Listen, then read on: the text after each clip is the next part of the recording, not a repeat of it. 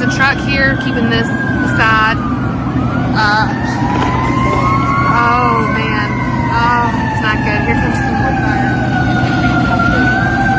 Moto mkubwa ulizuka katika jengo la mahakama ya county katika mji wa Rome, jimbo la Georgia nchini Marekani Machi 23 mwaka 2026 na kusababisha uharibifu mkubwa, huko vikosi vya zimamoto vikikimbilia eneo la tukio kudhibiti hali hiyo. Moto huo uliripotiwa kuanza mchana baada ya mashuhuda kuona moshi mzito na miali mikubwa ya moto ikitoka ndani ya jengo hilo la kihistoria. Kwa mujibu wa taarifa za awali kutoka kwa maafisa wa zimamoto, moto ulienea kwa kasi ndani ya jengo hilo na kufikia sehemu za juu ikiwemo mnara wa saa ambao ulionekana kuathirika vibaya kabla ya baadhi ya sehemu zake kuanza kuporomoka. Jengo hilo ambalo lina historia ndefu na umuhimu mkubwa kwa wakazi wa eneo hilo lilikuwa likifanyiwa ukarabati wakati tukio hilo lilipotokea, jambo linaloibua maswali kuhusu chanzo cha moto huo.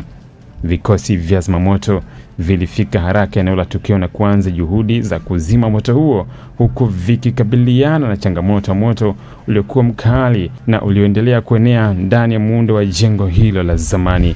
Picha na video kutoka eneo hilo zinaonyesha moshi mzito mweusi ukifuka anga la mji huo, huku wakazi wakikusanyika kushuhudia tukio hilo la kusikitisha. Kwa bahati nzuri, mamlaka zimethibitisha kwa watu wote waliokuwemo ndani ya jengo hilo waliweza kuhamishwa salama mara tu baada ya moto kuanza, na hadi sasa kuna taarifa za majeruhi au vifo zilizoripotiwa.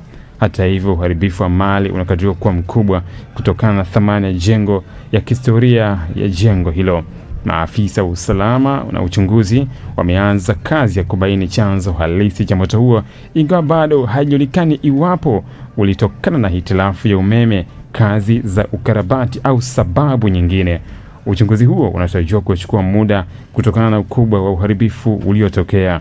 Tukio hili limeacha huzuni kubwa kwa jamii ya eneo hilo, ambapo jengo hilo lilikuwa alama muhimu ya kihistoria na utambulisho wa eneo hilo. Wakazi wengi wameeleza masikitiko yao, huku wakitumaini kuwa juhudi za kulirejesha au kuhifadhi mabaki yake zitaanza mara moja baada ya uchunguzi kukamilika.